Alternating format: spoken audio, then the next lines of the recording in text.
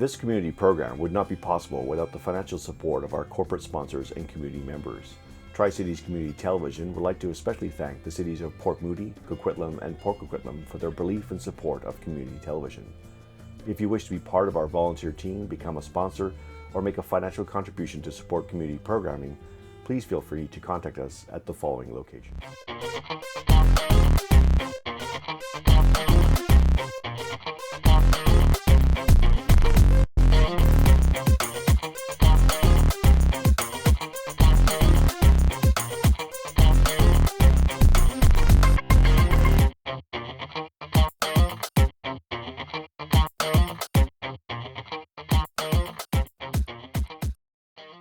This is Patrick McCarthy reporting with Tri-Cities Community Television in the Michael Wright Art Gallery in Lee Square in Port Coquitlam. The Michael Wright Art Gallery is an active art gallery, and we always recommend for our viewers and our fans of Tri-Cities TV to come down and check out this gallery of local and sometimes regional art from around the province and sometimes across Canada. So it's always good to check that out. Today I have a special guest. My guest today is Mr. David Romani, who is a teacher at Riverside Secondary School. Mr. Romani, welcome to the studio. Thanks for having me. So, and you're here not because you're a teacher, but because you're a curling teacher, and you guys have done, your team has done really well, I guess, in the last provincials. Can you tell us a little bit about that? I can. This year we were very fortunate to have the boys and girls team win the districts, the Upper Fraser Valley, and that allowed us to go and represent the Upper Fraser Valley in our district at the provincials. So that was held in Smithers this year, March. I can't remember the exact date, but in March, and both teams did really well. So we were very pleased. They both came out with silver medals. The boys, had a little more experience, so the expectations were a little higher. The girls were just happy to be there, and I just encouraged them to go out and play their game and have fun, play a little loose. They did that after their first loss, and they finished second as well. So we were very pleased. They were very happy. So curling as a high school or as, I guess a senior school sport, some people may not think that's the case, especially in our area where it's always basketball, football, a little bit of soccer here and there. But explain to the folks or give them some concept of when you have two teams from our region go out there and get the silver medal in provincials. Is that a big deal? Is that something that we should take notice of? I absolutely think you should take notice of it. I mean, every school, is able to go ahead and participate in a vast number of different sports. Curling is one of those sports that even though you have a fairly big student population at the school, doesn't necessarily mean you're going to have enough kids to go and play curling, because curling is one of those sports you have to be committed to. And I've been pretty fortunate that the kids from and around this area really enjoy curling, and they've attended Riverside because we can't pull kids from other schools. That goes against BC School Sports and their philosophy. So we're very fortunate to go and have that. So I think this win has attracted a few more kids, a little bit more attention, which I certainly like. You can only have 5 official kids on each team. We had 5 boys and 4 girls this year, so that was perfect for what we needed. Yeah, and I guess for folks, like when you're looking at, you mean curling, your interest, I guess, in sports is hockey and curling, but obviously now curling is your main, I guess, coaching love. But so since what, 2002 that it's been at Riverside? Yeah, so I started curling back in the early 2000s. What you do is you go ahead and you put out as much information as you can on profiling curling and try to entice the kids to go ahead and take it. Curling is one of those sports where you don't have to be a super fantastic athlete. Hockey is one of those things where you start off young, and as you develop, you get a little bit better. Curling has a pretty steady learning curve, and then you end up kind of plateauing at a certain point, and then kind of fine tuning that. So, I encourage all the kids to kind of come out to go ahead and try it. Obviously, we can only take 5 officially, but that hasn't been a major problem at this point. I do have kids I have one kid on the team this year. He showed up, tall kid, he's about 6'7", grade 10. So the basketball coach is really excited, but he turned them down. He says, I'm here actually for the curling program. So I was quite taken back by that. Yeah, so you kind of go into the staff room there and kind of do the old yo-yo. Absolutely. So My guy. I get a little ribby when I see the basketball coach all the time, but I'm okay with that. So just I guess the 2002 you start curling, you're in the school, and then I guess in the curling world, if you get 2 girls and boys team win silver, they must be thinking, what's happening in Riverside? What's in the water? Like, so what makes what turns from 2002 to just participating to 15 or so years later to do well in 2 years in a row? Right. You get a 4-year window, right, with the kids as they come in grade. Well, technically speaking, the kids can start in grade 8 because there is no program at middle school in the district. So you really have a 5-year window. But generally speaking, we have a 4-year window. The kids come in grade 9. They want to play. Then we put them out onto the team, and then they obviously make that commitment to it. I don't know if there's anything in the water per se. I've been fortunate and blessed enough that a lot of the kids participate in community curling as well.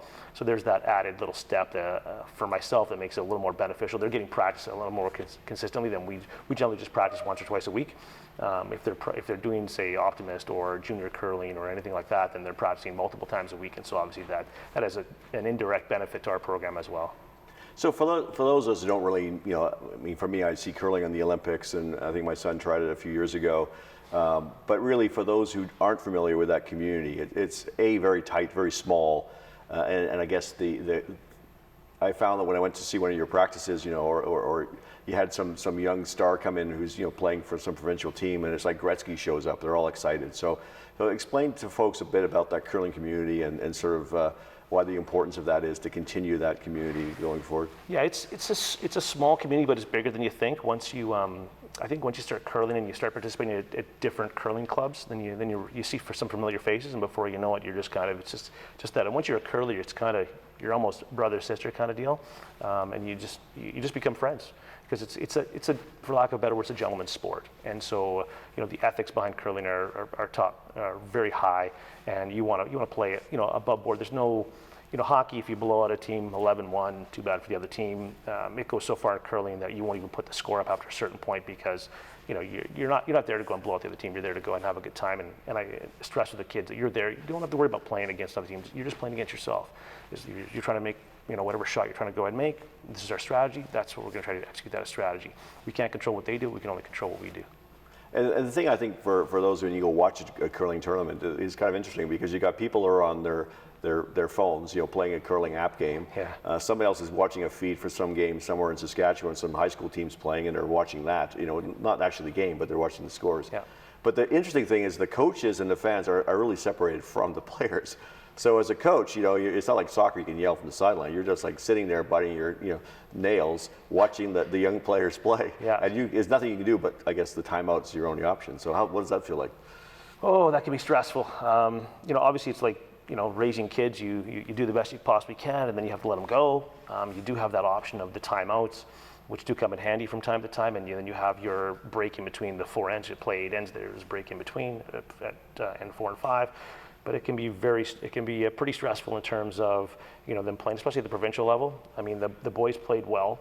The girls were a little bit more fortunate in terms of how they came out of the round robin.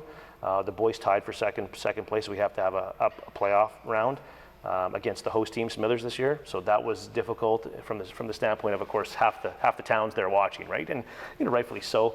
Behind the glass, right where I am, right? So they were very polite in terms of making sure. That's right. And so it was very close back and forth, and then even that game had to go to a ninth end. It was that close.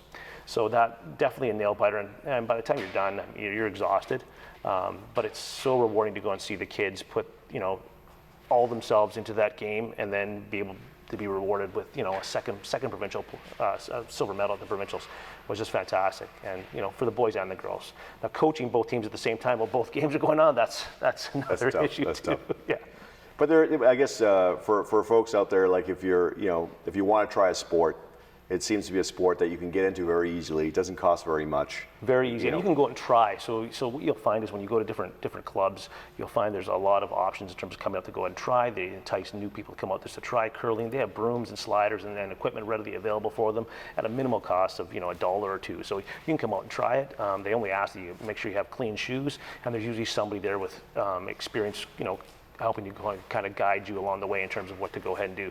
And like I said, the learning curve, you kind of get up there pretty quickly if you're willing to go and put the time and effort into it. And then all of a sudden you feel like it's pretty rewarding because you're like, wow, that was tough, but all of a sudden I'm actually grasping this game. And then it's that fine tuning over the next, for me, probably 30 years I've been curling on and off, and I'm still fine-tuning my game. So because the game itself changes, right? Exactly, and I guess the other thing too is like some of these guys are pretty fit. Like the modern curler is not your classic men with brooms. It's not that kind of guy anymore.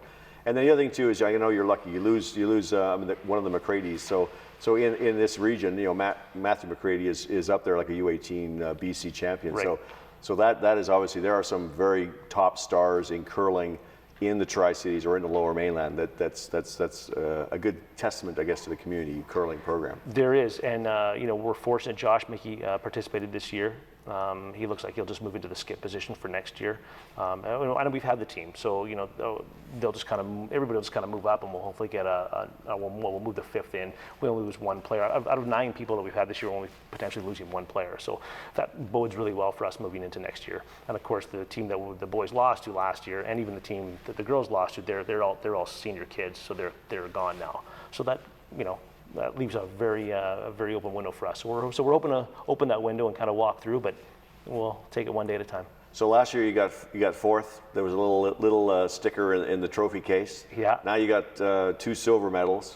So I guess you got to move some of that basketball stuff out of the way. I told the guys, I said, this stuff here's kind of yeah, because curling trophies are huge. It's in the way. They're at least 3 feet. Absolutely. And they weigh 45 pounds. Absolutely. And so they were a little disappointed that we had to get a new trophy case. But I said, well, we'll have to just move that. So you know what? It's a great bunch of coaches at Riverside. I couldn't be more fortunate to be at a great school like that. They were so accommodating in terms of supporting us and everything else. I mean, curling's not the most glamorous sport around the world, but we tend to embrace it here in Canada. It hasn't been something that we've had every single year at Riverside, but the administration and the athletic department and everything has been so great. So I'm we just pass that back on to the kids. It's all about the kids at the end of the day. Well, thank you very much for coming in. My pleasure. Congratulations to you and the teams. Appreciate that. To get the silver medal.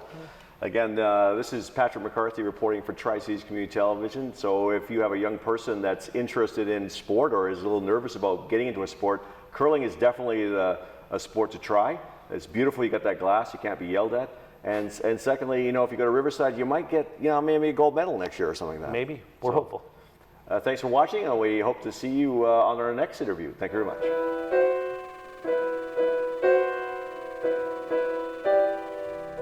This community program would not be possible without the financial support of our corporate sponsors and community members. Tri-Cities Community Television would like to especially thank the cities of Port Moody, Coquitlam, and Port Coquitlam for their belief and support of community television. If you wish to be part of our volunteer team, become a sponsor, or make a financial contribution to support community programming, please feel free to contact us at the following location.